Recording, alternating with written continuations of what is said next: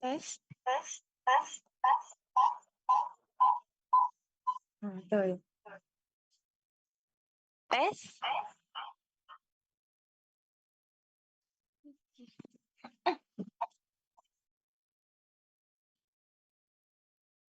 Tongkat nggak? Kayak aku ngetek. Next.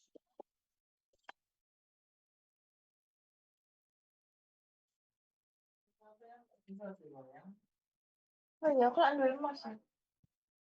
Di mana ya mouse ya, Bang?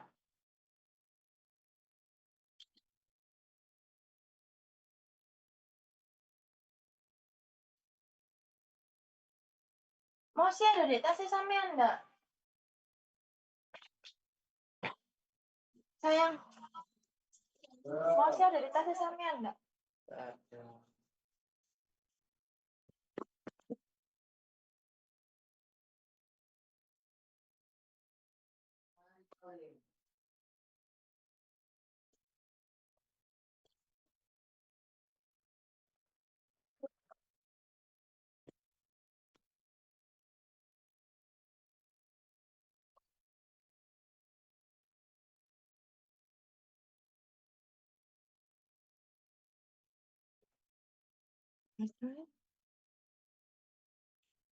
Minjem mouse sampean, Bang. Bang, pinjam mouse sampean. Ya kan aku enggak sama.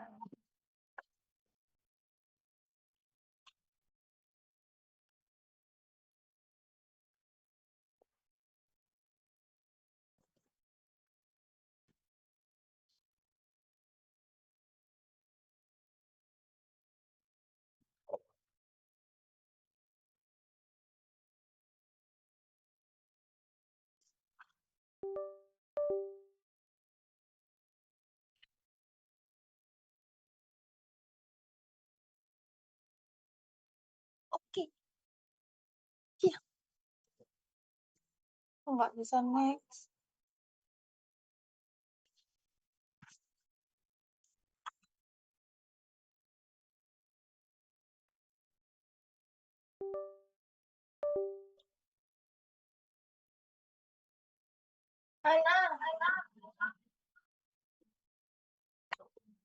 Ana.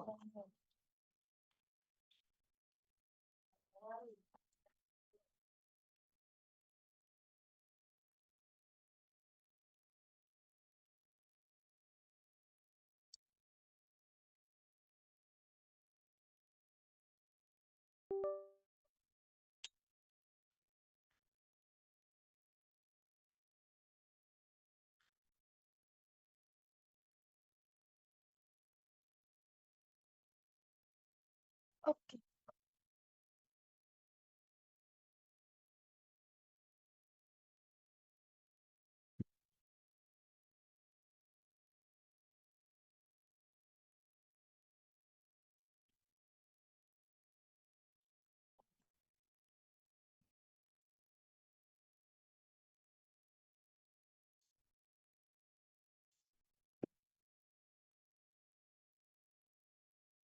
Tes. Ya. Dan indeks berat.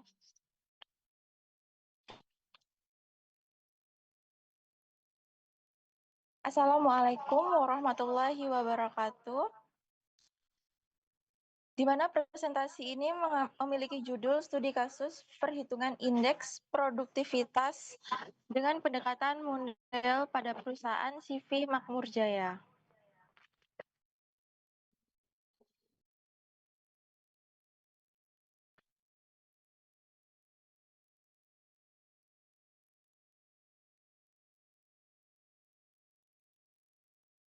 Yang pertama, kita memiliki data-data perusahaan pada perusahaan CV Makmur Jaya, yakni yang pertama adalah jumlah output, yaitu adalah produknya ada kursi, di mana periode 1 menghasilkan 500 unit kursi, periode kedua menghasilkan 750 kursi. Dan untuk jumlah inputnya di sini ada 10. Yang pertama ada jam tenaga kerja langsung, di mana periode pertama itu 1.200 jam, Untuk periode kedua ada 1.800 jam. Input yang kedua ada upah tenaga kerja, di mana di periode pertama ada 15.000 dolar, untuk periode kedua ada 21.000 dolar. Untuk input yang ketiga ada bahan baku utama yaitu kayu. Untuk periode pertama ada 50 meter kubik, untuk periode kedua ada 80 meter kubik.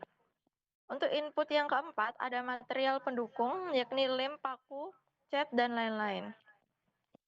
Untuk periode pertamanya sendiri ada 5.000 dolar, untuk periode kedua 7.000 dolar. Lalu untuk input yang kelima yaitu energi listrik, periode pertamanya adalah 800, periode keduanya adalah 1.200. Untuk input yang keenam yaitu biaya mesin dan perawatan, periode pertama ada 4.000 dolar, periode kedua ada 5.000 dolar. Untuk selanjutnya untuk input yang ketujuh yaitu penyusutan alat produksi, yaitu periode pertama 3.000 dolar, periode kedua 4.500 dolar. Untuk input yang kedelapan ada biaya transportasi dan logistik, di mana periode pertama 2.000 dolar, periode kedua 3.500 dolar. Untuk input yang kesembilan ada biaya overhead lainnya, seperti air, sewa, dan lain-lain. Periode pertama ada 3.500 dolar, dan periode kedua ada 5.000 dolar. Untuk input yang terakhir atau input yang ke-10, ada jam kerja mesin, di mana periode pertama 900 jam, untuk periode kedua 1.400 jam. Di sini kita memasuki penyelesaian permasalahan.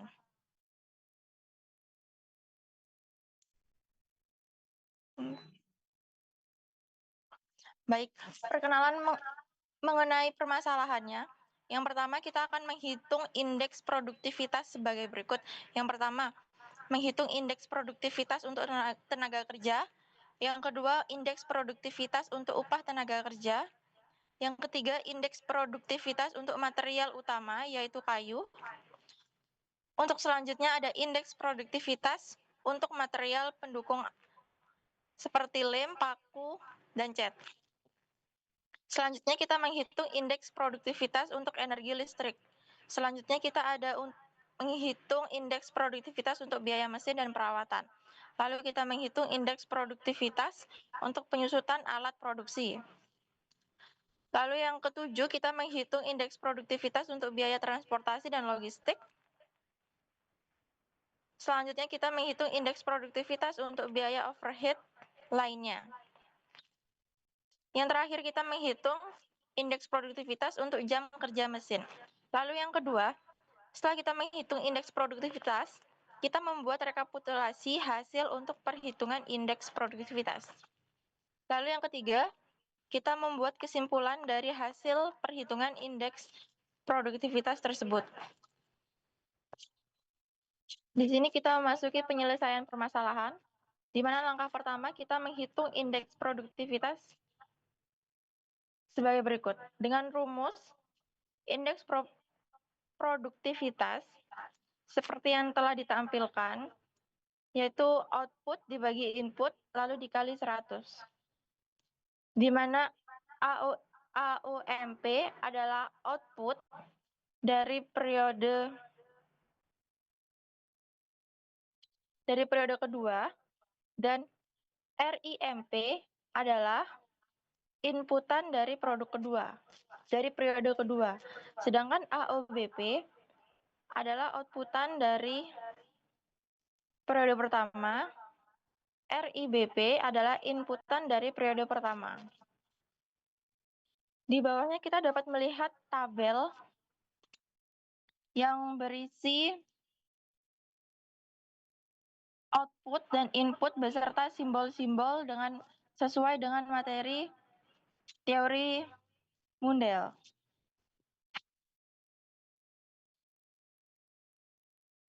Di mana ada outputnya ada 1, inputnya ada 10. Seperti yang telah diterangkan pada slide sebelumnya. Untuk AOBP adalah hasil output dari periode pertama, dan AOMP adalah hasil output dari periode kedua, dan RIBP adalah inputan untuk periode pertama dan RIMP adalah inputan untuk periode kedua.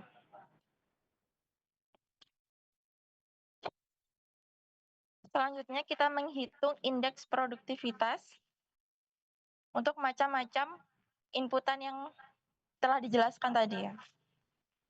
Yang pertama untuk jam tenaga kerja, di mana kita mengetahui AOMP ada 750, RIMP 1800, AOBP 500, RIBP 1200. Setelah dikalkulasikan dengan rumus sebelumnya, kita mendapatkan hasil yaitu 100. Untuk perhitungan indeks produktivitas untuk jam tenaga kerja, seperti cara yang sebelumnya, kita memiliki hasil yaitu 107. Untuk indeks produktivitas untuk material utama yaitu kayu, kita memiliki hasil IP tenaga kerja adalah 94. Lalu selanjutnya untuk penghitungan indeks produktivitas untuk material pendukung seperti lem, paku, dan cat, kita mendapatkan hasil di 107. Untuk indeks produktivitas untuk energi listrik, kita mendapatkan di IP tenaga kerja di IP 100. Selanjutnya ada IP biaya mesin dan perawatan, samanya juga 100. Lalu selanjutnya ada IP untuk penyusutan alat produksi, di mana hasilnya adalah 100. Selanjutnya ada IP untuk biaya transportasi dan logistik, di mana hasilnya adalah 86. Selanjutnya adalah IP untuk biaya overhead lainnya, di mana kita mendapatkan nilai 105. Lalu untuk IP yang terakhir, yaitu IP jam kerja mesin, kita ada di 105.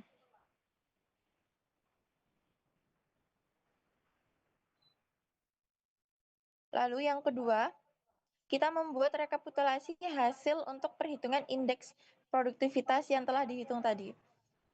Untuk IP periode pertama atau periode dasar,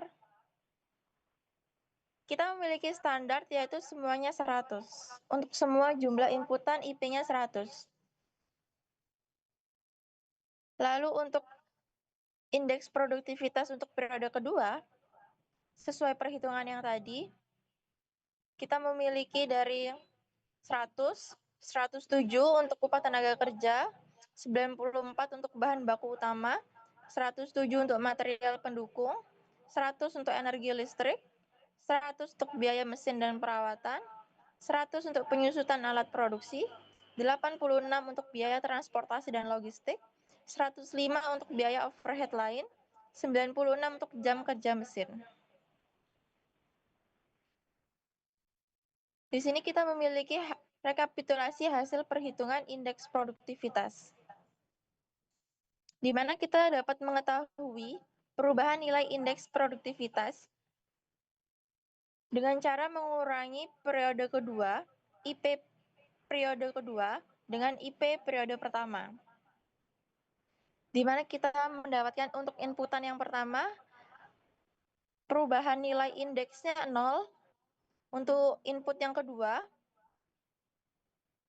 mengalami kenaikan 7,1, input yang ketiga minus 6,3, input yang keempat plus 7,1, untuk input yang kelima 6 dan 7, IP-nya tetap, yang ke-8 minus 14,3, yang ke-9 plus 5, input yang ke-10 minus 3,6.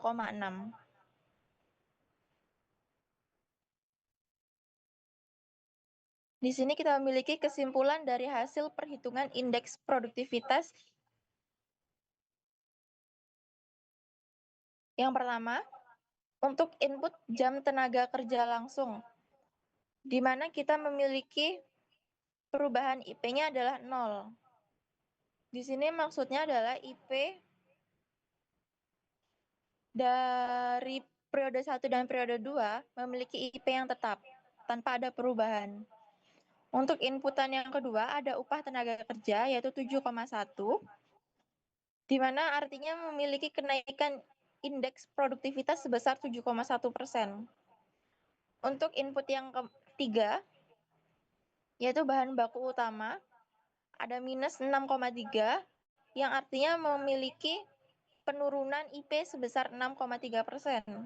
Yang keempat adalah input material pendukung. Mengalami perubahan IP 7,1, yaitu dengan maksud memiliki kenaikan IP sebesar 7,1%.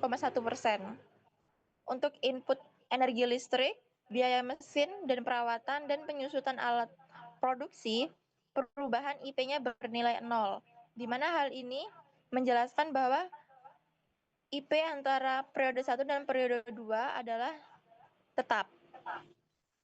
Untuk input yang ke-8, yaitu biaya transportasi dan logistik, perubahan IP-nya adalah minus 14,3, yaitu artinya penurunan IP sebesar 14,3%.